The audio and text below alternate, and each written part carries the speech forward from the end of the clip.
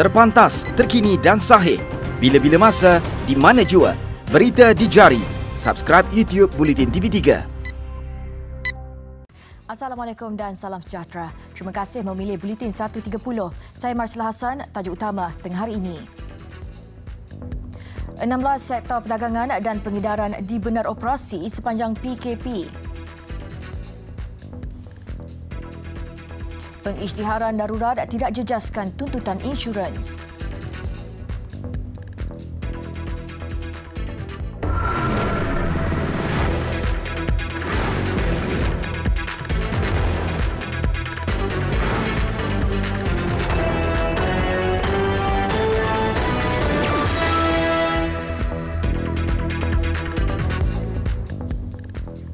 Enam sektor perdagangan dan pengedaran dibenarkan beroperasi sepanjang tempoh pelaksanaan Perintah Kawalan Pergerakan PKP di 6 negeri.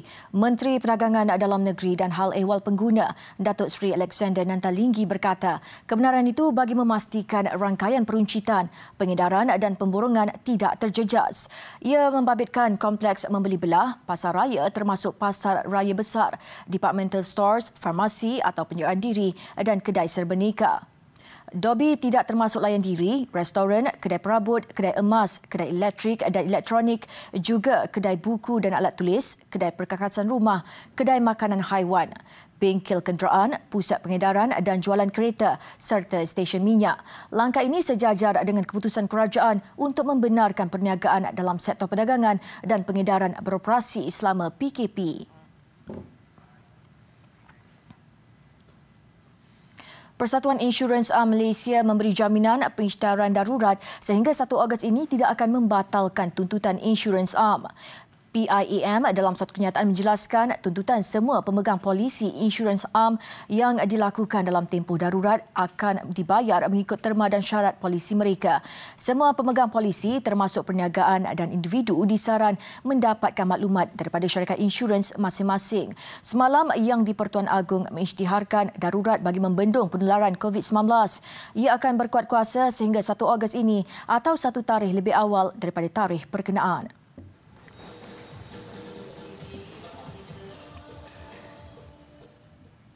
Dan sekatan jalan raya turut dikuatkuasakan bermula hari ini di negeri-negeri yang dikenakan PKP. Tinjauan di beberapa laluan utama mendapati orang ramai patuh dengan arahan dan sentiasa membawa dokumen kebenaran rentas negeri. Untuk perkembangan lanjut, kita bersiaran langsung bersama Salina Zakaria di Plaza Tol Gombak, Selangor. Silakan Sally. Terima kasih Marsila di Seri Pentas. Saya sebenarnya tadi berkesempatan untuk pergi ke 3 ke 4 lokasi sekatan jalan raya yang telah pun berlangsung bermula jam 12.01 malam tadi, dan nampaknya buat ketika ini tiada sebarang lagi kesalahan yang dilakukan oleh orang awam, memandangkan ramai sebenarnya yang telah pun sedar bahawa PKP telah pun bermula tengah malam tadi dan kebanyakan SJR yang telah pun bermula secara rasminya pada hari ini. Dan untuk mendapat perkembangan lebih lanjut, saya bersama dengan Tuan Azman Syariat. Tuan Azman, terima kasih Tuan Azman kerana sudi meluangkan masa bersama kami. Dan mungkin Tuan boleh kongsikan berapa agaknya jumlah ataupun sekatan jalan raya yang telah pun diadakan di sekitar Selangor buat ketika ini? Untuk pada masa terkini, sebanyak 77 sekatan jalan raya dilaksanakan di negeri Selangor. Manakala 13 lokasi-lokasi yang strategik kita telah tutup sepenuhnya untuk laluan kenderaan. Dan ini melibatkan penugasan seramai 452 personel, pegawai dan anggota PDRM dan ITM untuk setiap shift. Okey. Tuan, sedikit perkembanganlah memandangkan kita pergi ke beberapa lokasi di sekitar Selangor ini tadi dan kita lihat bagaimana kepatuhan orang ramai buat ketika ini. Apa yang saya dapati ialah ramai di antara mereka ada isu membawa surat lama. Bagaimana agaknya pihak polis boleh memberi budi bicara? Baik, untuk surat-surat kebenaran, untuk surat-surat yang dikeluarkan oleh MITI itu adalah kita terima daripada surat-surat yang terdahulu ataupun yang terbaru.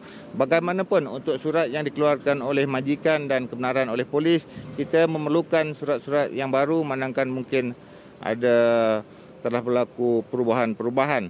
Jadi saya mohon kepada pemegang-pemegang surat yang lama untuk mendapatkan surat yang baru bagi kebenaran majikan dan polis. Okey Tuan, sedikitlah nasihat kepada orang ramai memandangkan ramai yang juga masih keluar bekerja dan membawa surat-surat lama ini.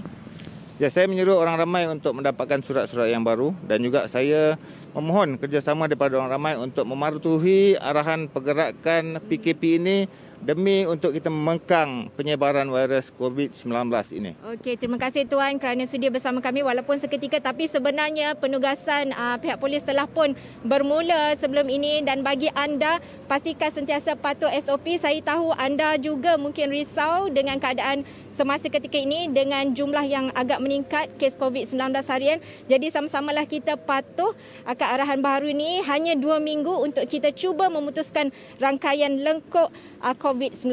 Dan itu saja laporan saya, Salina Zakaria. Kita kembali bersama Marsila di studio. Terima kasih, Sally. Kita beralih ke laporan seterusnya. Tidak tahu dan sengaja meronda melihat persiapan pelaksanaan PKP. Itu antara alasan segelintir orang ramai yang tidak mengindahkan prosedur operasi standard SOP dalam sekatan jalan raya di Jalan Persiaran Kota Klang, Selangor tengah malam tadi. Ketua Polis Daerah Klang Selatan ACP Syamsul Amar Ramli berkata pemantauan pihaknya mendapati masih ada individu yang gagal mematuhi peraturan ditetapkan kerajaan. Kita dapati masih ada sebilangan kecil masyarakat yang masih belum alert ataupun masih belum bersedia untuk patuh kepada SOP PKP ini, yang mana ada yang beri alasan tak tahu, ada yang memberi alasan untuk meronda di tengah malam ni untuk melihat keadaan pelaksanaan ataupun persediaan pihak pilihan itu sendirilah. Jelasnya 4 SJR turut dilaksanakan di kilometer 24.2 Lebuhraya Shah Alam Kesas, Batu 2 Jalan Langat, Jalan Sungai Udang Kampung Delik dan Jalan Datuk Muhammad Sidin. Selain SJR bergerak di Bukit Tinggi, Sentosa dan sekitar kawasan berkenaan. Ia berikutan lokasi itu menjadi antara kawasan tumpuan umum. Penutupan jalan sepenuhnya akan membabitkan 4 lokasi di sekitar Klang Selatan iaitu Jambatan Musaidin, Jambatan Raja Muda Nala, Jambatan Besi Pengkalan Batu dan Jambatan Raja Zainal Jalan Bukit Badak. Orang ramai bagaimanapun boleh menggunakan laluan alternatif. Di Pulau Pinang, hari pertama pelaksanaan PKP menyaksikan pematuhan SOP yang memuaskan. Namun masih terdapat beberapa aspek yang perlu diperbaiki. Umpamanya di pasar awam, bilangan pengunjung masih tinggi selain tidak mengindahkan keperluan untuk menjaga penjarakan fizikal. Tinjauan di Pasar Awam Air Hitam, keadaan di dalam premis pasar terkawal dengan bilangan pengunjung yang terhad. Orang ramai dilihat mematuhi SOP memakai pelitup muka dan memeriksa suhu badan sebelum memasuki premis. Namun di kawasan luar, ada pengunjung masih bersesak untuk membeli barangan keperluan tanpa menjaga penjarakan fizikal. Mula punya hari pun buat PKP punya hari pun you tengok ada ramai orang juga. Lagipun mereka tak kisah mau taruh face mask pun tak ada. Mereka suka hati mereka jalan merata-rata tempat. Saya rasa tak macam KPKP pun macam biasa aja ya kan. Sebelum ni saya main pergi market pun macam ni juga, orang ramai berpulun-pulun juga masuk ke market apa semua ya. Jadi yang saya rasa yang KPKP yang pertama dulu saya rasa cantik lah ya kan. Pergi market pun ada had ya kan. Kita maksudnya taklah macam ni ramai aku tengok orang ya. Tinjauan juga mendapati belum ada lagi penutupan jalan seperti yang dilakukan ketika PKP pertama tahun lalu. Adun Air Hitam Joseph Eng Sun Kiang yang melakukan lawatan ke pasar itu berkata, pengunjung akan dinasihati tidak keluar serentak pada waktu tertentu bagi mengurangkan kesesakan. Namun jika keadaan itu masih berterusan, pihaknya akan memohon untuk mengadakan sekatan di laluan masuk khususnya pada waktu pagi. Hari ini kita boleh nampak keadaan memang terkawal dengan kereta dan motosikal yang melalui di sini. Ada banyak yang tanya mengapa selalu pasar Air Hitam tu nampak padat. Ini merupakan salah satu pasar yang betul-betul tepi jalan saja. Sebab itu kereta, motosikal, bas yang akan melalui tempat sini membuatkan dialah menjadi sebagai satu pasar atau kawasan yang betul-betul padat dengan pengunjung.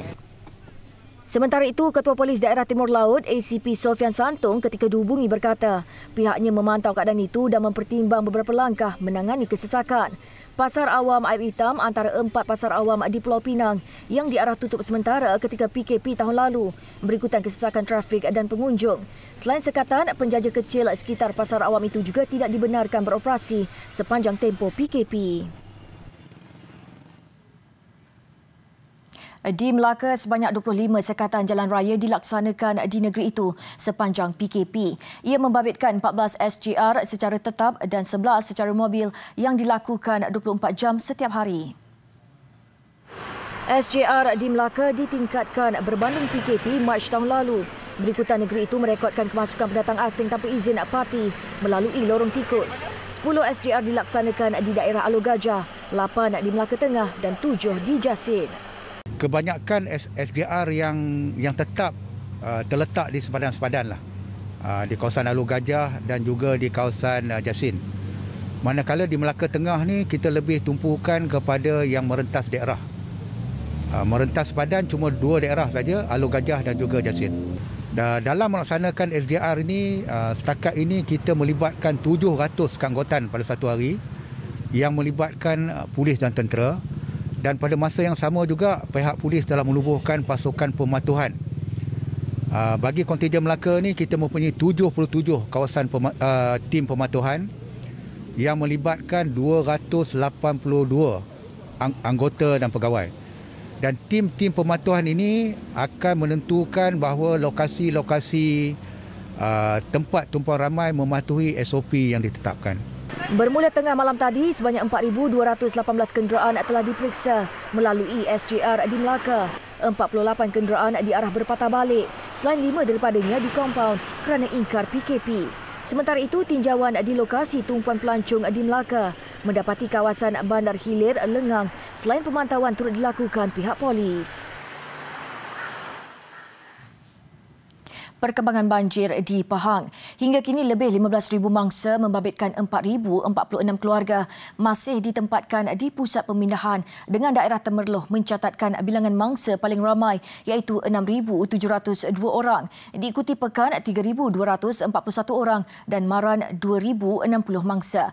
Bukan hanya kediaman penduduk dan barangan rosak, banjir turut menyebabkan pelbagai kemudahan asas termasuk laluan ke kawasan terpencil terjejas. Perkembangannya bersama Fazli Ahmad. Antara terputus perhubungan penduduk kampung Belimbing, Kuantan dan Seri Makmur Pekan kerana jambatan melintasi Sungai Belimbing ini roboh dilanda arus deras dalam kejadian banjir awal minggu lalu. Ia menyukarkan misi menghantar bantuan kepada mangsa. Berikutan itu, Angkatan Tentera Malaysia ATM membina Jambatan Compact Bailey 200 sepanjang 33 meter untuk kegunaan sementara penduduk. Pemasangan jambatan mengambil masa 48 jam, membabitkan 120 anggota dan pegawai Regimen Askar Jurutera Diraja RAJD bermula semalam dan dijadualkan siap esok. Jalan ini adalah laluan alternatif menghubungkan daerah Kuantan, Maran dan Pekan setiap kali musim banjir kerana jalan utama lain ditenggelami air. Anggota-anggota Regimen Askar Jurutera Diraja ini adalah anggota-anggota yang terlatih untuk pemasangan Jambatan Bailey. Jambatan Bailey di dalam perkhidmatan Angkatan Tentera di Pengangkatan Darat adalah jambatan logistik yang memang kita mesti ada kepakaran untuk tujuan membantu tentera darat untuk bergerak. Jadi kepakaran itu memang kita ada dan kita sentiasa berlatih. Sebab itu untuk pemasangan Jambatan Bailey ini kita dah ada skim bagaimana memasangnya. Agensi Pengurusan Bencana Negara NADMA membekalkan 10 unit jambatan Compact Bailey 200 untuk diuruskan ATM di lokasi bencana. Panjang setiap jambatan antara 30 dan 100 meter serta mampu menampung beban berat kenderaan sehingga 60 tan metrik.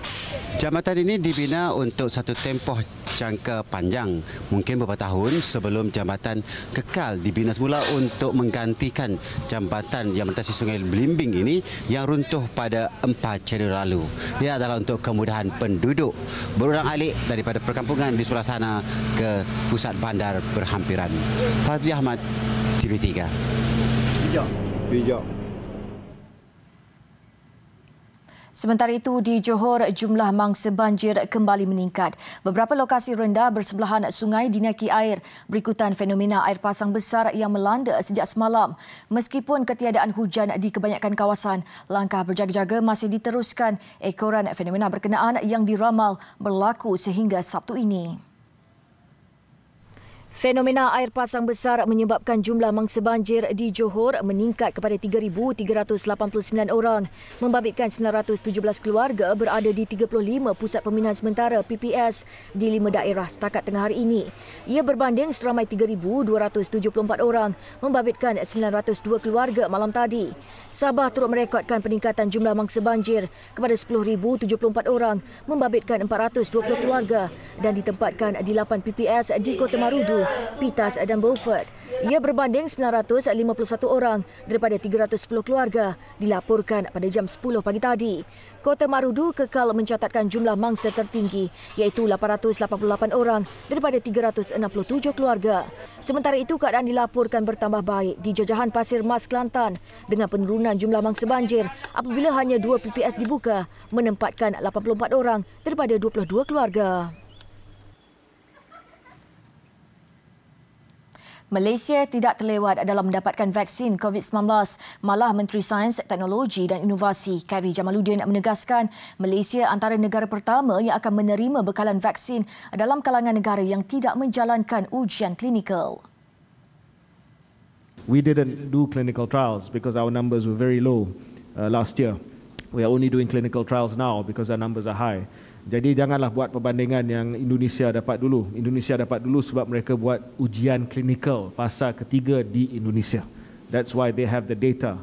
We don't have the data. Ya, kita buat advance purchase commitment based on the data that has come out from these countries. Beliau berkata demikian selepas majlis menandatangani perjanjian pembekalan vaksin COVID-19 secara pukal di antara Pharma Niaga dengan Sinovac semalam. Jelasnya 12,000 sukarelawan di Brazil, 7,000 di Turki dan 2,000 di Indonesia telah menjalani ujian klinikal itu. Atas sebab itu, negara berkenaan diberi kebenaran untuk mendapatkan vaksin lebih awal.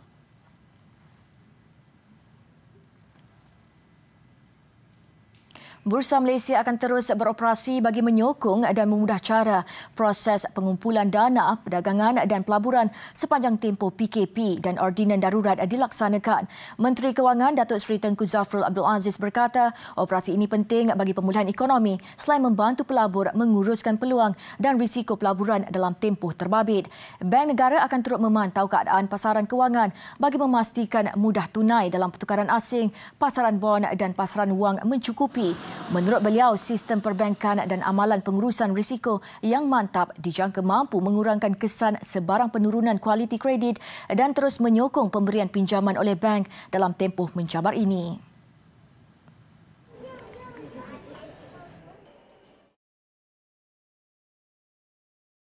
Besar impaknya.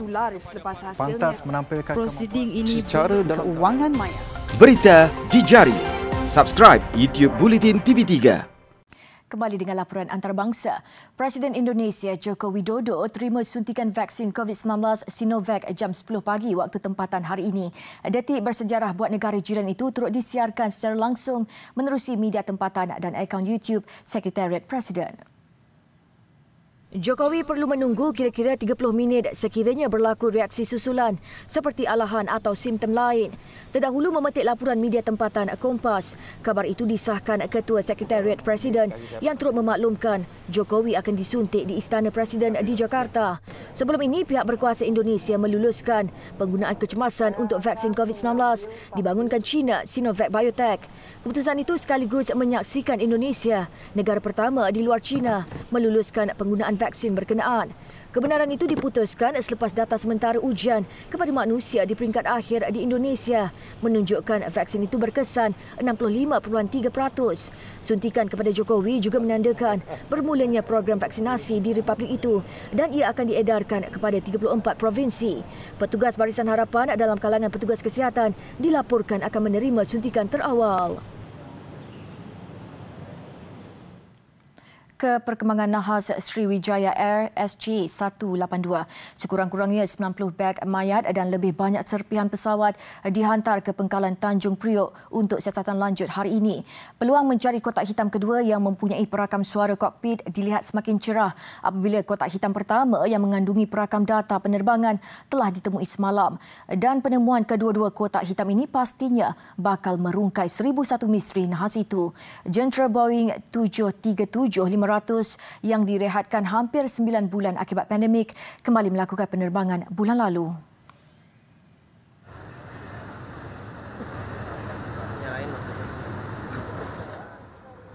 Besar impaknya. Tular selepas hasilnya. Pantas menampilkan prosiding ini secara keuangan maya. Berita di jari. Subscribe YouTube Bulletin TV3. Laporan sukan. Persiapan Harimau Malaya menjelang kelayakan Piala Dunia 2022, Piala Asia 2023 terus tergendala. Selaras dengan Perintah Kawalan Pergerakan PKP yang kembali berkuat kuasa, Persatuan Bola Sepak Malaysia FAM mengambil keputusan membatalkan sesi latihan Harimau Malaya kendalian Tan Cheng Ho ke satu tarikh baru yang akan diumumkan. Keputusan membatalkan sesi latihan Harimau Malaya itu diputuskan ketika mesyuarat Jawatankuasa Eksekutif FAM semalam. Sesi latihan Harimau Malaya sepatutnya bermula pada 16 hingga 26 Januari ini. Namun ia terpaksa dibatalkan selepas mengambil kira arahan kerajaan yang kembali melaksanakan PKP. Pada masa sama, FAM juga tidak merancang untuk mengubah sesi latihan Harimau Malaya ke negeri lain seperti Perlis dan Sarawak yang kini di bawah Perintah Kawalan Pergerakan Pemulihan PKPP. Kita dah bincang tadi, dia punya kesusahan dia banyak. Kita dah tengok perkara tersebut. Memang kita tengok Perlis dengan Sarawak, tapi tu mobile dan team, every team tu semua dengan latihan tu semua dengan SOP dia memang agak ketat dan bukan senang. Kalau kita nak masuk Sarawak pun dia ada SOP dia untuk sama dia dibenarkan. Saya fikir hari itu hanya 4-5 je baby, tapi dengan keadaan ni kita setuju tadi. Itu propose tu ada di dalam bincang kita tak setuju atas certain reason. Tapi kita ada planning lain. Sementara itu, Datuk Hamidin yang juga Presiden Liga Bola Sepak Malaysia MFL turut memaklumkan sesi latihan kesemua 24 pasukan Liga Malaysia perlu dihentikan buat seketika. Bagaimanapun, Datuk Hamidin berharap saingan Liga Malaysia yang dijadual bermula dari 26 Februari hingga 27 November 2021 kekal seperti yang dirancang. FAM dan MFL akan sentiasa bersedia dengan sebarang kemungkinan sekiranya PKP dilanjutkan untuk tempoh masa yang lama. Mesyuarat Jawatankuasa Eksekutif FAM turut bersetuju menghantar skuad bola sepak bawah 19 tahun kebangsaan ke Sukan C Vietnam hujung tahun ini. Ia sebagai persediaan menghadapi kelayakan AFC bawah 23 dan kelayakan Sukan Olimpik 2024 di Paris, Perancis nanti.